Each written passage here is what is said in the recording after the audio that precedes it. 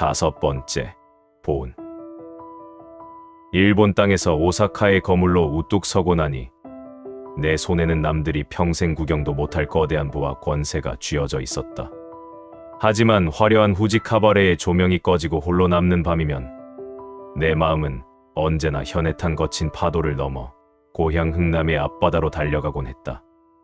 일본 놈들의 멸시를 견디며 모은 이 돈들이 단순히 내 배를 불리는 데만 쓰인다면 그것은 조국을 배신하고 떠나온 무료자의 변명에 불과할 터였다. 그러던 차에 고국의 소식이 들려왔다. 박정희 정권이 들어서고 조국 근대화의 기치 아래 온 국민이 허리띠를 졸라매고 있다는 소식이었다. 나는 결심했다. 이제는 내가 받은 복을 고향 산천에 돌려줄 때가 왔노라고 말이다. 1970년대 초 조국은 가난의 허물을 벗기 위해 몸부림치고 있었으나 국고는 비어 있었고 장비는 턱없이 부족했다. 나는 김종필 당시 국무총리의 요청을 받고 지체 없이 지갑을 열었다. 일본 땅에서 내 식구들을 지키기 위해 야쿠자들과 맞서며 벌어들인 그 피 같은 돈이었다. 나는 한국 경찰의 기동력을 높이기 위해 당시 일본에서도 귀했던 사이드카 80대를 사들여 부산항으로 보냈다. 하얀 먼지를 일으키며 조국의 거리를 달릴 그 철마들이 치안을 바로잡고 국가의 기틀을 세우는 데 쓰일 것을 생각하니 가슴 밑바닥에서 뜨거운 것이 울컥 치밀어 올랐다. 사람들은 나를 일본명 다나카 로쿠슌이라 불렀지만 내 심장은 여전히 한록춘이라는 조선의 이름으로 고동치고 있었다. 나의 보은은 거기서 멈추지 않았다. 유경수 여사가 어린이들의 미래를 위해 남산의 어린이회관을 건립한다는 소식을 듣고 나는 다시 한번 거액을 쾌척했다. 당시 돈으로 1억 엔이라는 거금은 일본에서도 상상하기 힘든 액수였으나 나는 주저하지 않았다. 내가 학교 문턱도 밟아보지 못한 한을 우리 후대들은 겪지 않게 하리라. 그것은 배움에 줄인 촌놈 한록춘이 조국의 어린 새싹들에게 주는 마지막 선물이었다. 또한 대한체육회 무교동 청사를 지을 때 엘리베이터 설치 비용이 부족하다는 말을 듣고는 그 자리에서 비용 전액을 부담했다.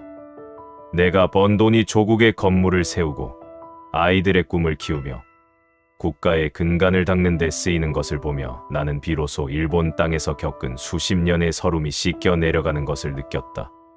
국가는 나의 이러한 공로를 잊지 않았다. 1971년 나는 조국으로부터 국민훈장 무궁화장을 수운하는 영예를 안았다. 훈장을 가슴에 다는 순간 13살 어린 나이에 홀로 배에 올랐던 흥남의 소년이 내 눈앞을 스쳐 지나갔다. 일본 놈들에게 뺨을 맞으며 신문지를 덮고 자던 그 비참했던 소년이 이제는 조국을 빛낸 거인이 되어 돌아온 것이었다. 나는 훈장을 만져보며 혼자 내내었다. 어머니, 보십시오. 아들이 일본 놈들 돈을 빼서 조국을 살리는 데 보탰습니다. 그것은 부의 축적을 넘어선 한 인간의 완성어였으며 제1동포 1세대가 조국에 바칠 수 있는 가장 숭고한 헌사였다. 5번째 여정은 이처럼 개인의 성공을 민족의 기쁨으로 승화시키는 과정이었다. 나는 일본에서 후지파를 이끄는 강한 우두머리였으나 조국 앞에서는 언제나 고개 숙인 충직한 아들이고자 했다. 사람들은 내가 큰 돈을 내놓는 것을 보고 명예를 탐한다며 시기하기도 했지만 나는 아랑곳하지 않았다. 진정한 부자는 곳간을 채우는 자가 아니라 그 곳간을 열어 타인의 빈 배를 채워주는 자라는 사실을 나는 이미 밑바닥 시절에 깨우쳤기 때문이다. 내가 현해탄을 건너 보낸 것은 단순히 돈과 물자가 아니었다. 그것은 일본이라는 척박한 땅에서 살아남은 한 조선인의 긍지였고 조국에 대한 변치 않는 절개였다. 이제 나는 내 인생의 마지막 장을 준비하며 내가 남긴 이 궤적들이 후대들에게 어떤 이정표가 될지를 생각한다. 부는 바람에 날리는 먼지와 같으나 조국을 위해 흘린 땀방울은 역사라는 바위에 영원히 각인되는 법이다. 나는 촌놈으로 태어나 거물로 살았으나 마지막 순간까지 한국인 한록춘으로 기억되기를 소망했다. 나의 보은은 끝이 아니라 시작이었다. 내가 닦아놓은 이 길을 따라 후대의 청년들이 더 넓은 세상으로 뻗어나가기를, 그리고 그들의 가슴 속에도 나처럼 뜨거운 조국의 피가 흐르기를 간절히 기도하며 나는 남은 생애의 불꽃을 태우고 있었다. 마지막 재현. 내 나이 이제 100세를 눈앞에 두니 지나온 세월이 마치 한바탕 깊은 꿈을 꾼 것만 같구나. 흥남 부둣가의 그 비릿한 바닷바람을 맞으며 배에 올랐던 13살 소년이 일본 오사카의 밤을 호령하고 조국의 훈장을 가슴에 단 노인이 되어 여기 서 있다. 사람들은 나를 두고 부동산의 거물이니 후지파의 수장이니 하며 저마다의 잣대로 평하곤 한다. 그러나 나는 그저 평생을 살아남기 위해 치열하게 몸부림쳤던 한 인간이었을 뿐이다. 이제 내 생의 마지막 등불이 가물거리는 이 시점에서 모진 풍파를 견디며 살아갈 후대의 청년들에게 내 가슴속 깊이 새겨진 진실 몇 마디를 유산으로 남기려 한다. 첫째로, 배움이 적음을 탓하지 말고 몸으로 세상을 읽는 법을 익히라. 나는 정규 교육이라곤 문턱도 가보지 못한 무지렁이었다. 그러나 나는 학교 대신 시장 바닥에서 사람의 마음을 읽었고 공사장에서 땅의 정직함을 배웠으며 야쿠자들의 칼날 앞에서 생존의 법칙을 깨우쳤다. 글자로 배운 지식은 머리에 머물 뿐이지만 땀과 피로 얻은 지혜는 뼈에 새겨지는 법이다. 세상이 너를 촌놈이라 부르며 비웃거든 너는 그 세상을 내 발 아래 두겠다는 도끼를 품어라. 부족함이야말로 인간을 가장 높이 비상하게 만드는 강력한 날개가 된다는 사실을 잊지 마라. 둘째로, 부라는 것은 그 자체가 목적이 아니라 사람을 지키는 방패여야 한다. 내가 일본 땅에서 악착같이 돈을 모으고 부동산을 쓸어 담았던 것은 단순히 부자가 되고 싶어서가 아니었다. 그것은 차별받는 우리 동포들이 기댈 수 있는 단단한 담벼락을 쌓기 위함이었고 조국이 가난에 신음할 때 기꺼이 내어줄 수 있는 힘을 갖추기 위함이었다. 내 손바닥에 박힌 두꺼운 굳은 살은 내부의 원천이자 긍지였다. 너희도 성공의 정점에 서거든 내 주머니를 채우기보다 내 주변에 눈물을 닦는 일에 먼저 손을 내밀어라. 사람을 남기지 못한 부는 결국 바람에 날리는 먼지와 다를 바 없다.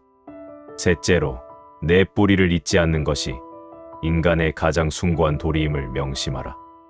나는 일본명 다나카 로쿠슌으로 살며 일본 사회의 심장부에 깃발을 꽂았으나 내 심장은 단 한순간도 한록춘이라는 이름을 잊은 적이 없다.